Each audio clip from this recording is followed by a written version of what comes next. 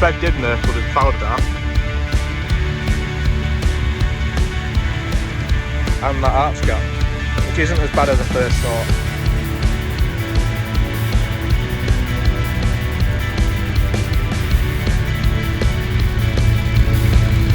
So I've sold Mark my own exhaust, you know. What you do to friends, innit? You sell them stuff.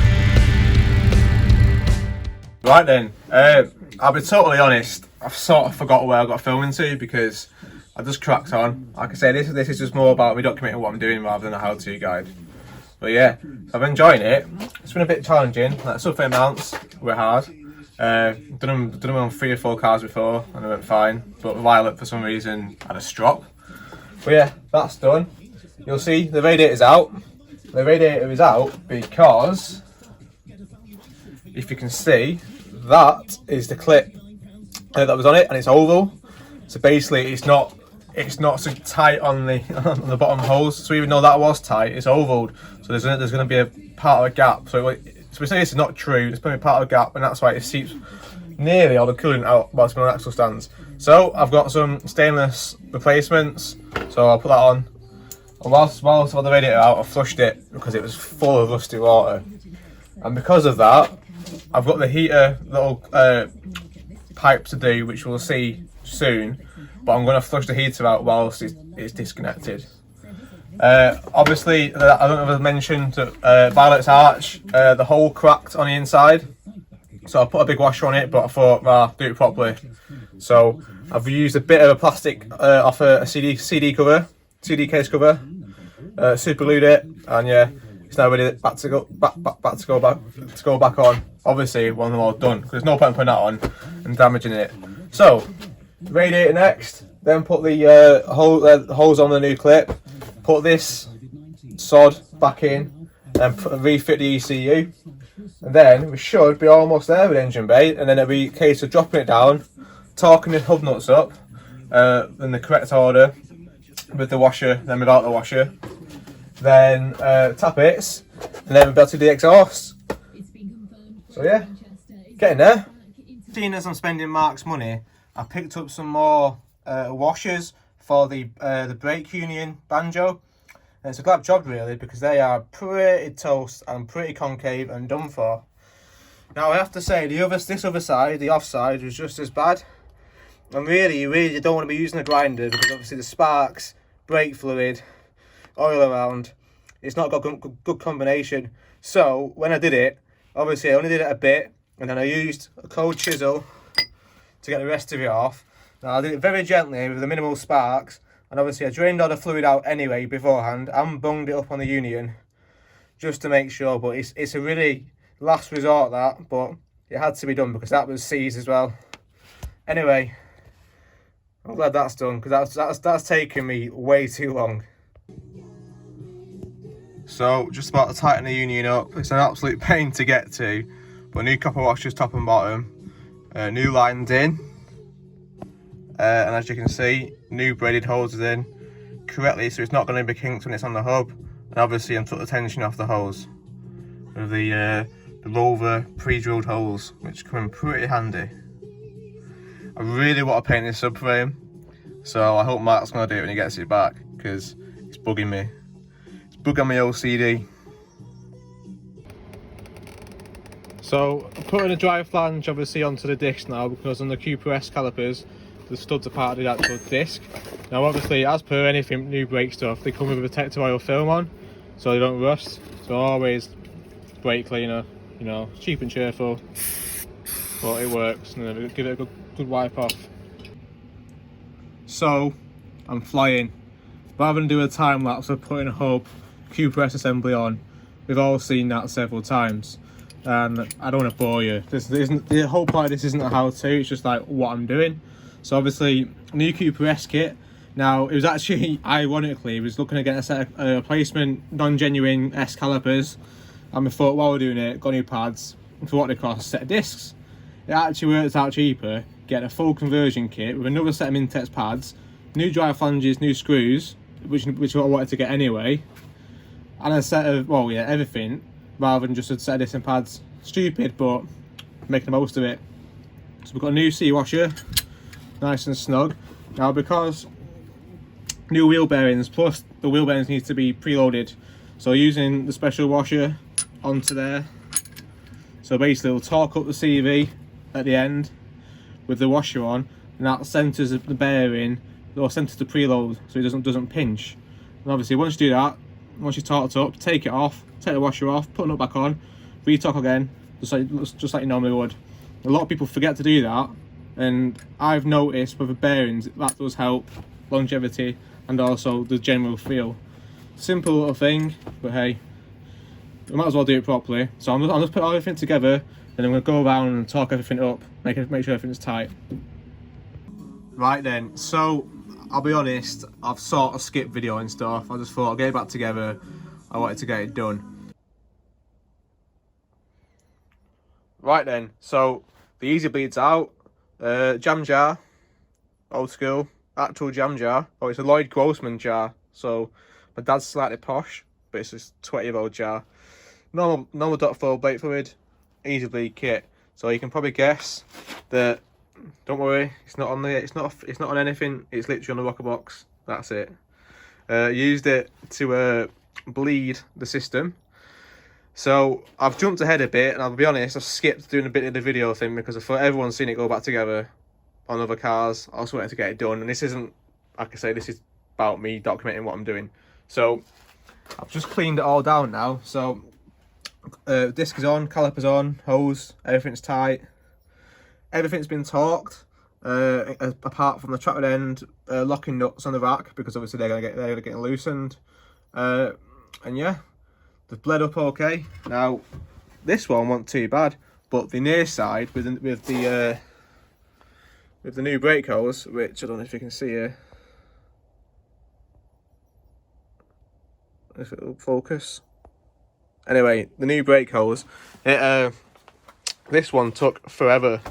So I went around the car about 5 times bleeding, got a lot of air out and a lot of dirty fluid.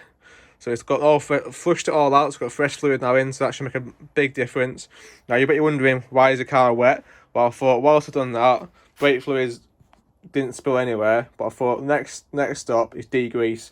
So I've brake cleaned the discs. I'll do that again before I finish. But I just thought I'd brake cleaned and I just degreased with degreaser all around the rack, the subframe.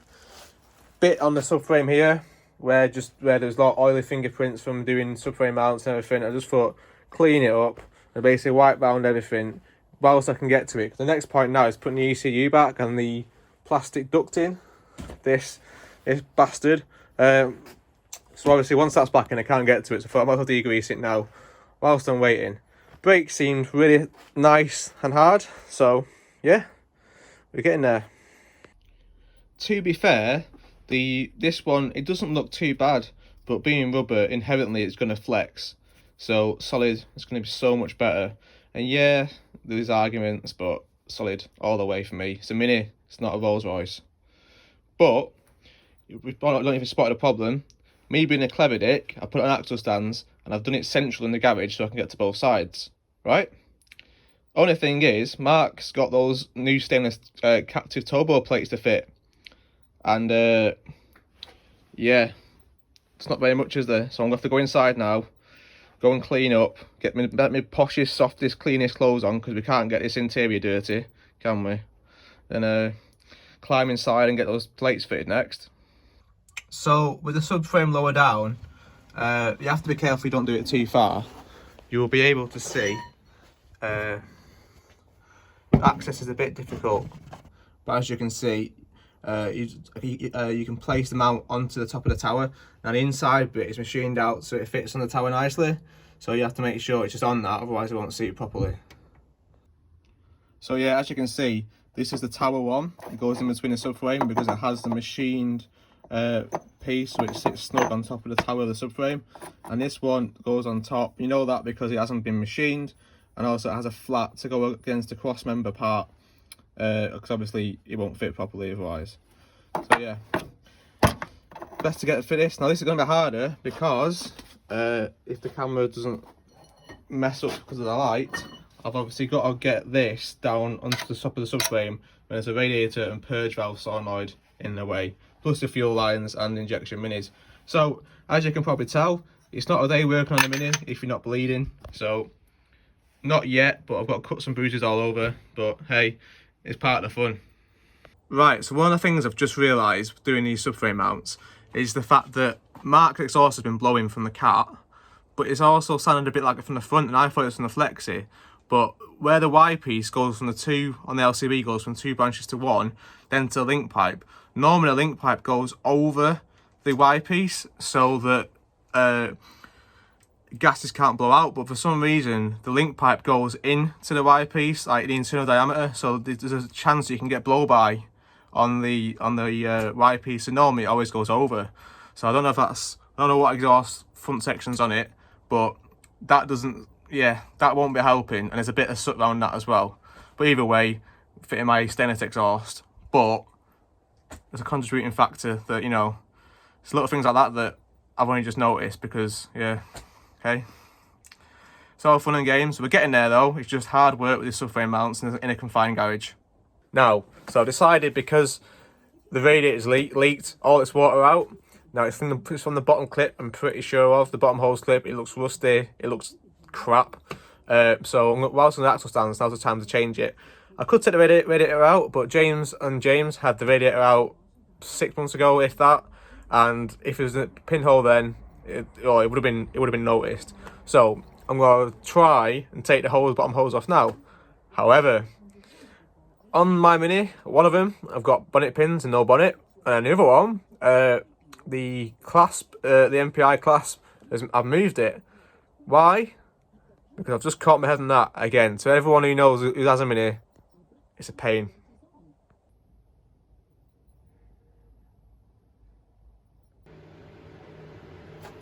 So radiator's back in, went nice and simple underneath while it's on axle stands. But being underneath while axle stands, I had a nice time lapse going, until the point I kicked the tripod over, not even knowing about it. So I've only just realised. But hey, radiator's back in. I'll put the bracket back on, and then it'll be whatever's next. Right, almost there. These bolts can be a bit tricky. Put your hand down the back. I've got a 7/16 ratchet spanner somewhere, but I've done it now.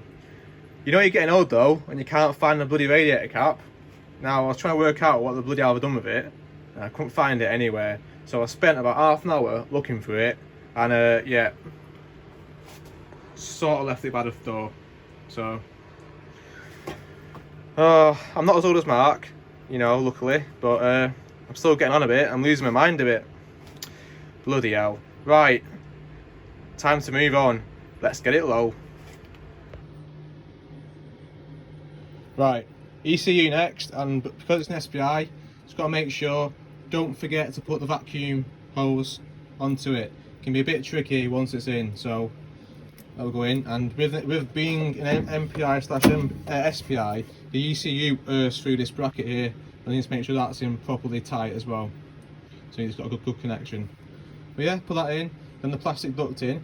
And engine bay wise, apart from doing the tappets and bleeding the radiator, pretty much there.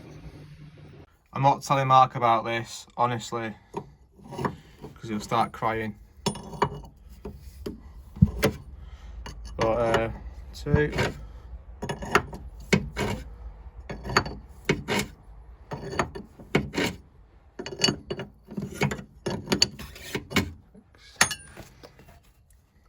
So if it's not obvious what I'm doing, I'm raising it about 7 turns.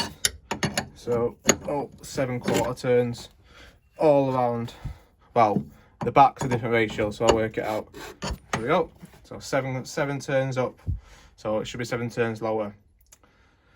We shall see how low it is. So whilst I've had the tickling stick out, i.e.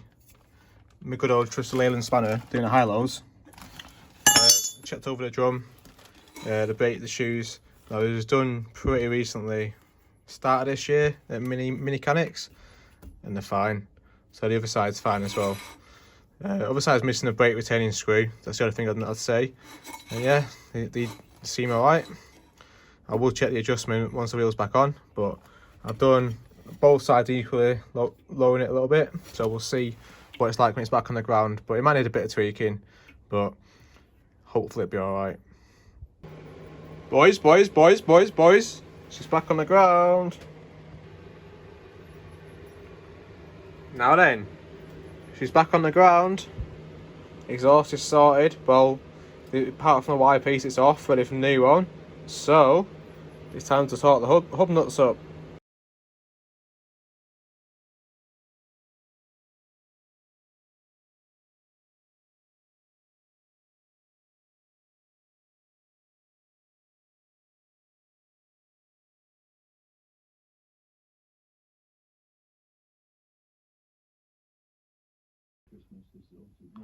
Whilst I was saw my dad, I thought I'd pick up my spare Y piece for the LCB, because as you'll see in a clip in a second, the Y piece hasn't been off this manifold for, I reckon, a good at least 5 years, and it's tight, should we say. So I'm going to have to hit it there, because obviously the cat, it has a flexi than the cat, so I can't hammer the cat flange, because the flex is taking up all that movement. So I have to hit it pretty much either on these brackets or there. I'm a bit worried it might go through. So Boughton braces, I've got my spare one, which ironically, that is now too small for my cars anyway. So that'll fit the Midas, but you know, there is a reason why it's been sat in the spares box for 5 years. Anyway, let's get cracking. But I'll tell you what, I'm enjoying it. I just can't wait to get the alignment done and get it driving. As you'd expect, I've plus gassed this joint here. Now this joint has probably not been off for a good long time, because there's that many joints in this exhaust system. To take the back box or anything off, you don't have to take the wire piece off like a conventional mini exhaust. So the keen eyes will notice it's now on ramps rather than stands, and that's purely because I don't have my decent high lifting jack. So to get the car on the ground, I have to put them on ramps to be able to put it on the floor. So obviously the next thing to do, we need to torque up the hub nuts. But whilst the car's got in some air, I thought I'll take this exhaust off this piece, and I can see what I'm up against for then when I fit the replacement exhaust. So yeah, I would do a time lapse, but I'll probably knock it over. So hopefully the next clip you'll see, this will be off. Right then, it's the next day. It's time for the alignment. Now, we've got other things to do before I could do that, but whilst it's dry, whilst it's light, I make the most of it. So first of all, I'm going to set the toe. I check the near side, it's pretty much parallel. Offside, a little bit towing out, so I'll set it to pretty much try and get parallel to start off with. Then set the caster, then set the toe, and then double check the caster afterwards. So that's the way I'm going to do it.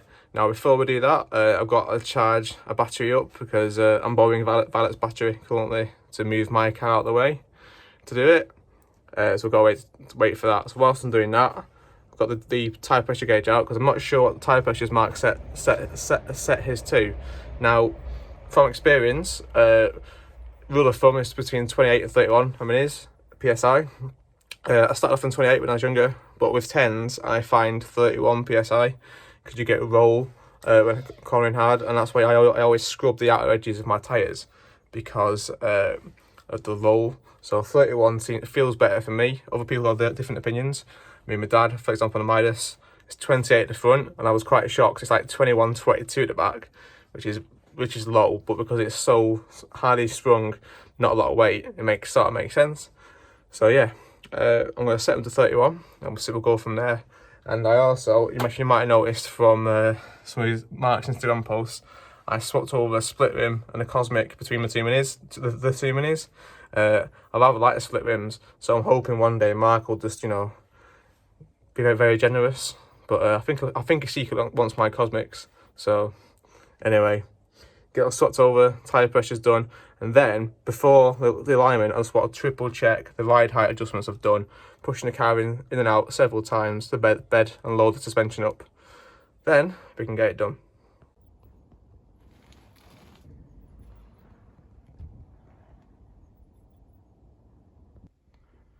Right, outside, so I can open the door fully. The car's got some more space, you know, I can actually get in the car now. Now, Mark loves surprising and stuff, you know, he loves it. So he managed to buy this kit, you know, without telling me, so thanks mate. So it is, I've never done this before. I've got an MPI heater, but I've never done this. Apparently he's got a leak somewhere, and yet you can see there's a weep here. Don't know where it's weeping from. And this kit changes that plate and the two bungs with the O-rings, I presume, go in like that. Oh, this is going to be interesting to do. Right, so first things first, I'm going to get a bucket to go underneath and drain the coolant. Although the coolant's drained out of the rad, it's just there's going to be a bit of a mess here. Oh, I love these jobs. Right, so I've got my best Pyrex dish out. Now I'm only joking, it's got a chip in it, so it's what I use it for wet and dry and flattening back paint. But right, so I'll loosen the Jubilee clips up now. Oh, this is going to be a fun task. I hope this goes all right. I have no idea how much water there's going to be. I might need to super glue these on, so that isn't a good start either because I'm scared of this plastic snapping. No. Someone's been here before. Some silicone.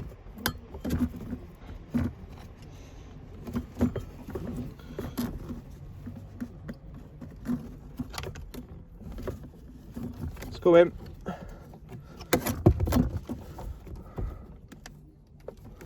Look at it. She's coming. She's going to be a gusher. There we go.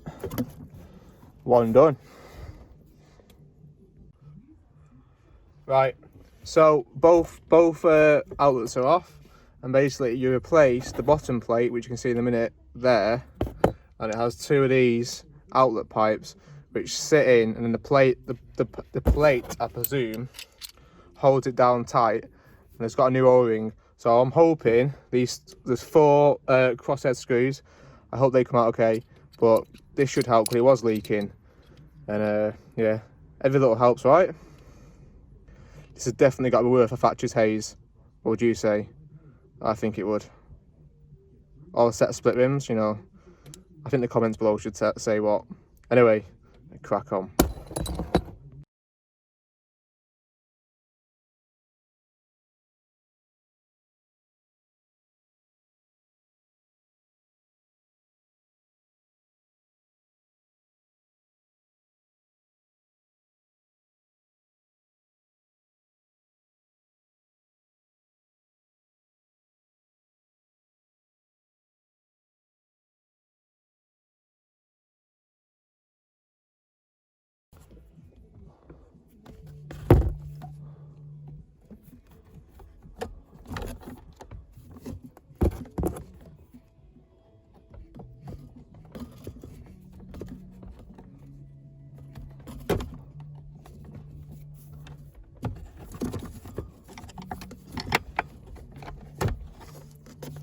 So, as you will see, yeah,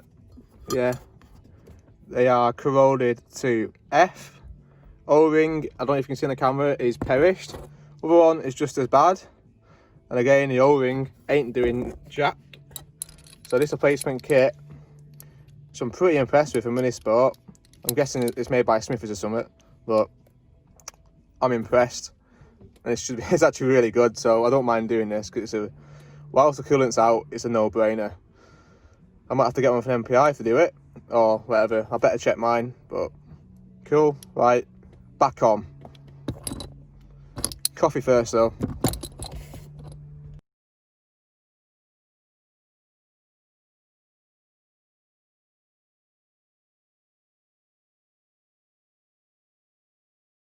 All down and tightened up. Now I will just point out that they have captive like Meccano style square nuts. Now they have to be lined up perfect. It's alright for these ones you can get to, but the one behind here and that one, yeah, just make sure it doesn't drop out like it did, because trying to find it and put it back in, bit of a pain. But all done, nice and tight, looking good. Hose is on, and let's put some antifreeze in, considering it's getting colder. Right then, back in garage now. Hot Vimto because it's bloody freezing. Oh, temperature's dropped today. So seats back in, heater pipes done, coolant's in, tidied up the carpets from doing the subframe mounts, wheel arch back on, and run the caster plates now. So I've set the toe to pretty much 1.6 mil, roughly. I'm going to go in detail once we've done the caster again. So now I've got, say it's pretty crude, there's probably better ways out there, but I'm on a budget. So I've got gauge that goes on the wheel, and you adjust it so it fits on the same point every time. And I've got an inclinometer which shows you the angle, i.e. camber. Now the most expensive part of all of this are the turn plates. Now I looked to getting some cheap ones, but I thought do it once, you know, but you buy cheap, you buy twice. So I've got some decent turn plates, and they're probably like, I think like 250 or 260. It's a lot of money. You can do them yourself, but I want it to last. And now, yeah, you might be thinking, why I spent all this much money on it? Well, it's £120 for a four-wheel alignment. And how should I put it? I'm fed up of paying for it when I can do it myself. It takes longer, but I can do it myself. So anyway, I'm going to set the caster up first. So it's pretty simple, and I'll explain how it's done. Now, if you can hear the heater in the background, I'm sorry, but it's absolutely freezing. I've got 3 jumpers on. I need this heater on. Right, so you might not noticed, but they've got the height now. So it's the two finger rule. Make of that what you want. Was having a debate about this because I measured the sill height originally when the car first came here, and compared to my 2 cars, it was dramatically higher. Now, for perspective, you look at H7's feature video, I can't put my hand above the arch. Now there's a 2-finger gap there, so if Mark moans that it's too low, you only need to look at mine, and I can barely get any fingers underneath it. And you know what to say, don't you, about gaps? Anyway, let's do this.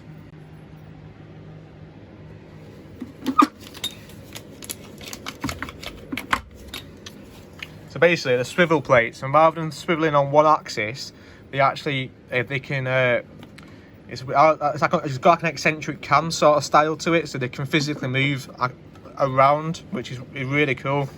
So for measuring caster, it's pretty simple really. So you'll turn it 30 degrees, or between 20 and 30 degrees out. You measure the camber there. Then you do so it'll be a minus 60, so you'll have to do negative 20 or 30 degrees with the wheel facing in.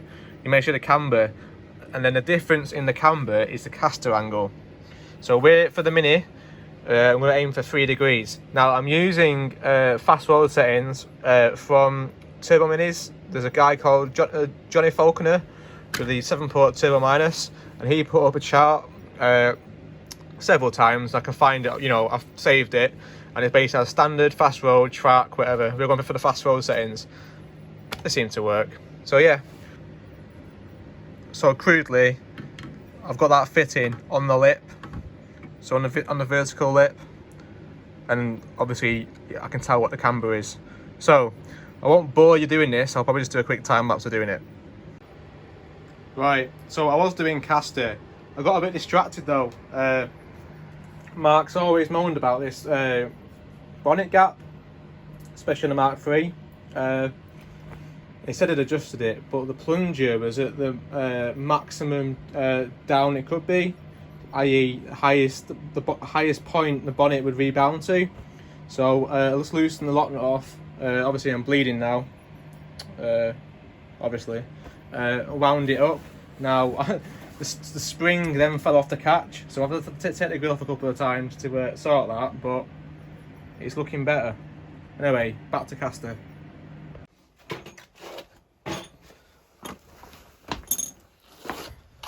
Right, so for those who haven't seen turn plates before, they are quite expensive, but you can get away with it by using 2 bits of metal plates and some grease. But I thought, if I'm gonna do this, I want to keep these. You can tell the tools on, like the spanners I'm using, they're 40-50 year old, and touch wood I get there. I love to use these in my old age, so look after them. Anyway, so turn plates, they basically, if you can see, they pivot, but they don't just move in one axis. They actually it's like an eccentric movement. So all I've got to do is turn it to 20 degrees, measure the camber using the gauge, then 20 degrees, like so, measure, and the difference in camber is the caster. What I've just noticed though is, when I first did it, it had about 1 degree caster. I've now wound it, and because effectively the hub is because basic caster, if you don't know, is where the hub is in relation to the wheel. Well, it's the body, so it's either, so more caster brings it forwards, less caster pushes the hub back. Now with sports packs and wide wheels, you have this issue, and on this we're having this issue where, because the hub's further forward, when you rotate, we're scrubbing on the metal part of the front panel ever so slightly. So I need to go measure now what the camber is, see what we can do about it. And I'm aiming for 3 degrees caster. We might have to knock it back to something like 2.5. Not ideal, but it means less scrubbing. Then that's got to be better than scrubbing. And to be honest, once Mark's cut that, there's a bit of steel behind the arch. Once Mark's cut that away, you can always redo the caster. You know, I don't charge a lot. A beer or two.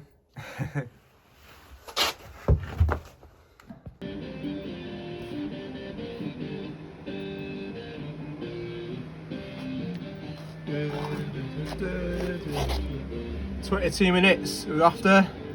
Got 20, near enough.